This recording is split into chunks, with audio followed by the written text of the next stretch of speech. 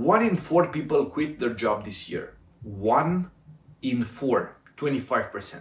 This is huge. Just imagine the pressure on HR. No wonder why the human resources game is reinvented.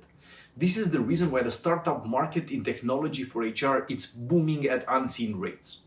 Let me show you what other companies are doing in the automation space to sustain their hiring.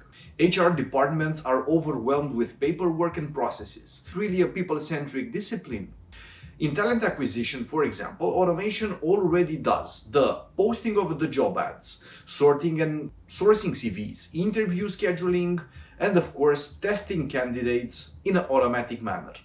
In HR operations, automations help with onboarding, offboarding, and contractual updates. Robots took over compensation and benefits as well, with tasks like benchmarking or payroll and compensation and benefit management. In HR, professionals use manual multi-step Excels or paper-based processes, so you can imagine the discrepancies in the market. No wonder some companies are struggling so hard to attract talent while others are doing great.